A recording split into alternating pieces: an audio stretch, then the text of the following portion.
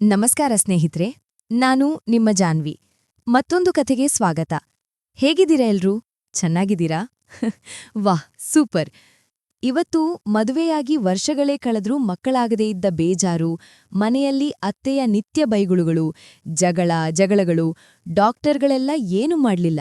ಕೊನೆಗೆ ತಾಂತ್ರಿಕನ ಜೊತೆ ಮಜಾ ಮಾಡಿ ಗರ್ಭಿಣಿಯಾದ್ರು. ಕಾರ್ತಿಕ್ ಮತ್ತು ದಿವ್ಯಾ ಹೈದರಾಬಾದ್ನಲ್ಲಿ ಇದ್ದ ಯಂಗ್ ಕಪಲ್. ದಿವ್ಯಾ ಅಪ್ಪ ಅಮ್ಮನ ಒಬ್ಳೇ ಮಗಳು. ಚಿಕ್ಕ ವಯಸ್ಸಿನಲ್ಲೇ ಅಪ್ಪ ಅಮ್ಮ ರೋಗದಿಂದ ಹೋಗಿದ್ರು. ಅವಳು ತನ್ನ ಚಿಕ್ಕಪ್ಪನ ಮನೆಯಲ್ಲಿ ಬೆಳೆದಿದ್ಲು. ಕಾಲೇಜ್ ಮುಗಿದ ಮೇಲೆ ಕಾರ್ತಿಕ್ ಒಂದು ಐಟಿ ಕಂಪನಿಯಲ್ಲಿ ಜಾಬ್ ಮಾಡ್ತಿದ್ದ. ದಿವ್ಯಾ ಒಂದು ಪ್ರೈವೇಟ್ ಫಾರ್ಮ್ನಲ್ಲಿ ಅಕೌಂಟ್ಸ್ ನೋಡ್ಕೊಳ್ತಿದ್ಲು. ಚಿಕ್ಕಮ್ಮ ದಿವ್ಯಾಗೆ ಒಳ್ಳೆ ವರನ ಹುಡುಕ್ತಾ ಇದ್ರು. ಆದ್ರೆ ದಿವ್ಯಾ ಕಾರ್ತಿಕನ್ನೇ ಪ್ರೀತಿಸ್ತಿದ್ಲು. ಒಂದಿನ ಅವಳು ಕಾರ್ತಿಕ್ ಬಳಿ ಬಂದು ಅಳ್ತಾ ಹೇಳಿದ್ಲು, ನೀನ್ ನನ್ನನ್ ಮದ್ವೆ ಆಗ್ಲೇಬೇಕು, ಇಲ್ಲಾಂದ್ರೆ ಅವರು ಬೇರೆಯವನಿಗೆ ಕೊಟ್ಬಿಡ್ತಾರೆ.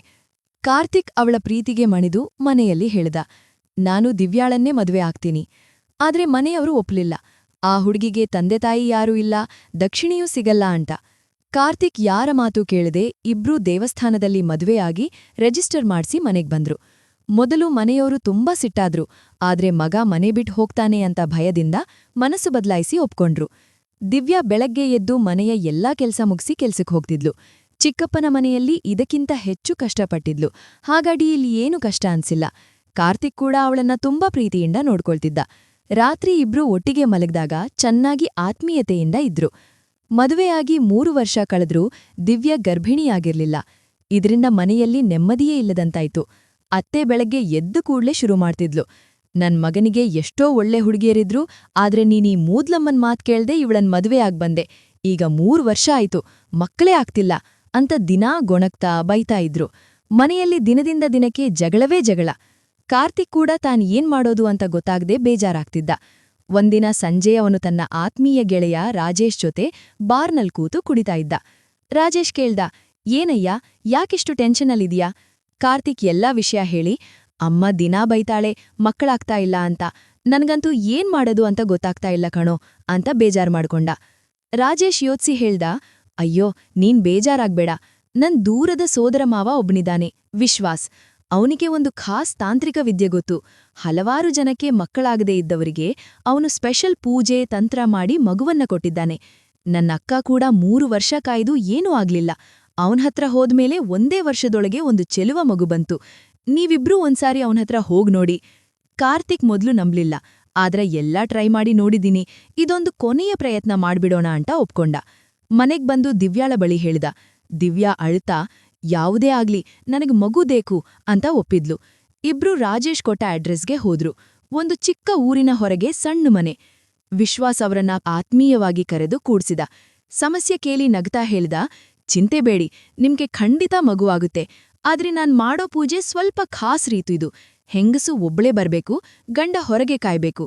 ಇದು ರಹಸ್ಯವಿದ್ಯೆ, ಯಾರಿಗೂ ಹೇಳ್ಬಾರ್ದು. ಕಾರ್ತಿಕ್ ಸ್ವಲ್ಪ ಹಿಂಜರಿದ, ಆದ್ರೆ ದಿವ್ಯಾ, ಪರ್ವಾಗಿಲ್ಲ, ನಾನ್ ಒಳಗ್ ಹೋಗ್ತೀನಿ ಅಂತ ಹೇಳಿದ್ಲು. ಕಾರ್ತಿಕ್ ಹೊರಗೆ ಕಾಯ್ತಾ ಇದ್ದ. ಒಳಗೆ ವಿಶ್ವಾಸ್ ದಿವ್ಯಾಳನ್ನ ಒಂದು ಸಣ್ಣ ಕೋಣೆಗೆ ಕರ್ಕೊಂಡು ಹೋದ. ಅಲ್ಲಿ ಬೆಳಕು ಕಡಿಮೆ, ಧೂಪದ ವಾಸನೆ, ಮಧ್ಯದಲ್ಲಿ ಒಂದು ದೊಡ್ಡ ಹಾಸಿಗೆ. ವಿಶ್ವಾಸ್ ಶಾಂತ ಸ್ವರದಲ್ಲಿ ಹೇಳ್ದ, ಈ ತಾಂತ್ರಿಕ ಪೂಜೆಗೆ ನೀನು ಸಂಪೂರ್ಣ ಬೆತ್ತಲೆಯಾಗ್ಬೇಕು. ದೇವರ ಶಕ್ತಿ ನೇರವಾಗಿ ನಿನ್ನ ದೇಹಕ್ಕೆ ಬರಬೇಕು. ದಿವ್ಯಾ ಗಾಬರಿಯಾದ್ಲು. ಕಣ್ಣಲ್ಲಿ ನೀರ್ ತುಂಬಿ, ಇದೆಲ್ಲ ಬೇಕಾ ಅಂತ ಕೇಳಿದ್ಲು. ವಿಶ್ವಾಸ್ ಮೆಲ್ಲಗೆ ನಗ್ತಾ ಹೇಳ್ದ, ನಿನಗೆ ಮಗು ಬೇಕಾ? ಮನೆಯಲ್ಲಿ ಅತ್ತೆ ದಿನ ಬೈಯೋದು ನಿಲ್ಲಿಸ್ಬೇಕಾ? ಇದು ಕೇವಲ 10 ದಿನದ ಪೂಜೆ, ನಂಬು ನನ್ನನ್ನ. ದಿವ್ಯಾ ಯೋಚ್ಸಿದ್ಲು.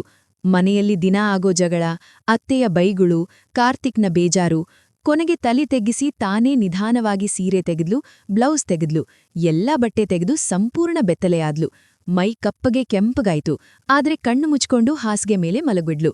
ವಿಶ್ವಾಸ್ ಬಿಸಿ ಎಣ್ಣೆ ತಗೊಂಡು ಅವಳ ದೇಹದ ಮೇಲೆ ಹಾಕಿ ನಿಧಾನವಾಗಿ ಮಸಾಜ್ ಶುರು ಮಾಡ್ದ. ಕೈಗಳು ಹಣೆಯಿಂದ ಶುರುವಾಗಿ ಕೆಳಗೆ ಇಳಿದ್ವು. ಕತ್ತು, ಎದೆ, ಹೊಟ್ಟೆ, ತೊಡೆಗಳು. ದಿವ್ಯಾಳಿಗೆ ಮೊದಲು ನಾಚಿಕೆ, ಭಯ ಎಲ್ಲ ಒಟ್ಟಿಗೆ ಬಂತು. ಆದ್ರೆ ಬಿಸಿ ಎಣ್ಣೆ, ಅವನ ಕೈಯ ಸ್ಪರ್ಶದಲ್ಲಿ ಒಂಥರ ಸುಖ ಶುರುವಾಯ್ತು. ಅವಳು ಕಣ್ಣು ಮುಚ್ಕೊಂಡು ಉಸಿರು ಭಾರವಾಗಿ ಬಿಟ್ಲು. ವಿಶ್ವಾಸ್ ಮೆಲ್ಲಗೆ ಅವಳ ಹತ್ರ ಬಂದು ತನ್ನ ದೇಹದ ಶಕ್ತಿಯನ್ನ ಎಲ್ಲ ಕೊಟ್ಟ. ಚೆನ್ನಾಗಿ ಎಂಜಾಯ್ ಮಾಡಿ, ಸಂಪೂರ್ಣ ಸುಖ ಕೊಟ್ಟ. ದಿವ್ಯಾ ಮೊದಲು ಪ್ರತಿರೋಧ ಮಾಡೋಕೆ ಯೋಚಿಸಿದ್ಲು, ಆದ್ರೆ ಸುಖದಲ್ಲಿ ಮುಳುಗೋದ್ಲು. ಎಲ್ಲ ಮುಗಿದ ಮೇಲೆ ವಿಶ್ವಾಸ್ ಹೇಳಿದ, ಈಗ ನಿನ್ನಲ್ಲಿ ಚೈತನ್ಯ ಬಂತು. ಇದೇ ರೀತಿ ಪ್ರತಿದಿನ ಸಂಜೆ ಬಾ 10 ದಿನ ಮುಗಿದ ಮೇಲೆ ನಿನಗೆ ಖಂಡಿತ ಮಗುವಾಗುತ್ತೆ ಯಾರಿಗೂ ಹೇಳ್ಬೇಡ. ದಿವ್ಯ ಬಟ್ಟೆ ಹಾಕೊಂಡು ಹೊರಗೆ ಬಂದಾಗ ಮುಖ ಕೆಂಪುಗಾಯಿತು, ಕಣ್ಣಲ್ಲಿ ಒಂಥರ ತೃಪ್ತಿ. ಕಾರ್ತಿಕ್ ಕೇಳಿದ, ಏನಾಯ್ತು ಅಂತ. ಅವಳು, ಒಳ್ಳೆ ಪೂಜೆ ಆಯ್ತು, ಚಿಂತೆ ಬೇಡ ಅಂತ ಮಾತ್ರ ಹೇಳಿದ್ಲು. ಹೀಗೆ 10 ದಿನಗಳ ಕಾಲ ಪ್ರತಿ ಸಂಜೆ ದಿವ್ಯ ಒಬ್ಳೇ ಹೋಗಿ ವಿಶ್ವಾಸ್ನ ಜೊತೆ ಆ ಖಾಸ್ ಪೂಜೆ ಮಾಡಿಸ್ಕೊಂಡ್ಲು. ಪ್ರತಿ ಬಾರಿ ಅವನು ಅವಳನ್ನ ಸಂಪೂರ್ಣ ಬೆತ್ತಲೆ ಮಾಡಿ ಚೆನ್ನಾಗಿ ಎಂಜಾಯ್ ಮಾಡಿ ಸುಖದಲ್ಲಿ ಮುಳುಗಿಸ್ತಿದ್ದ. ದಿವ್ಯಾಳಿಗೂ ಆ ಸುಖದಲ್ಲಿ ಒಂಥರ ಅಭ್ಯಾಸವೇ ಆಗೋಗಿತ್ತು. 10 ದಿನ ಮುಗಿದ ಮೇಲೆ ಅವಳು ಬರೋದನ್ನ ನಿಲ್ಲಿಸಿದ್ಲು. ಮನೆಯಲ್ಲಿ ಎಲ್ಲ ಸಾಮಾನ್ಯವಾಗಿ ನಡೀತಾಯಿತ್ತು. 2 ತಿಂಗಳು ಕಳೆದ್ವು. ಒಂದು ಬೆಳಗ್ಗೆ ದಿವ್ಯಾ ಉಗ್ರಣೆಯಾಗಿ ಎದ್ದು ಟೆಸ್ಟ್ ಮಾಡಿಸ್ಕೊಂಡ್ಲು. ಪಾಸಿಟಿವ್. ಅವಳು ಖುಷಿಯಿಂದ ಕಾರ್ತಿಕ್ ಬಳಿ ಬಂದು ಕಿವಿಯಲ್ಲಿ ಮೆಲ್ಲಗೆ, ನಮ್ಗೆ ಮಗು ಬಂತು ಅಂತ ಹೇಳಿದ್ಲು. ಕಾರ್ತಿಕ್ ಕಣ್ಣಲ್ಲಿ ನೀರ್ ತುಂಬಿ ಅವಳನ್ನು ಎತ್ತುಕೊಂಡು ತಬ್ಬಿದ. ಅತ್ತೆಗೆ ಗೊತ್ತಾದ ಕೂಡ್ಲೇ ಮನೆಯಲ್ಲಿ ಸಿಹಿ ಹಂಚಿ ದಿವ್ಯಾಳನ್ನ ತಬ್ಬಿ, ನೀನು ನಮ್ಮ ಮನೆಯ ದೊಡ್ಡ ಲಕ್ಷ್ಮಿ, ಇನ್ನು ಯಾವತ್ತೂ ನಿನ್ನ ಬಗ್ಗೆ ಒಂದು ಮಾಟೂ ಆಡೋದಿಲ್ಲ ಅಂತ ಹೇಳಿದ್ಲು. ಮನೆಯಲ್ಲಿ ಸಂತೋಷದ ವಾತಾವರಣ. ಆದ್ರೆ ದಿವ್ಯಾಳ ಮನಸ್ಸಿನಲ್ಲಿ ಒಂದು ಸಣ್ಣ ರಹಸ್ಯ ಇತ್ತು. ಆ ಮಗು ನಿಜವಾಗ್ಲೂ ಯಾರ್ದು ಅಂತ ಆಕೆಗೆ ಮಾತ್ರ ಗೊತ್ತಿತ್ತು. ಆದ್ರೆ ಅದು ಆಕೆಯ ನೆಮ್ಮದಿ ಜೀವನಕ್ಕೆ ದೊಡ್ಡ ಬೆಲೆ ಅಂತ ಯೋಚಿಸಿ ಸುಮ್ಮನಾದ್ಲು.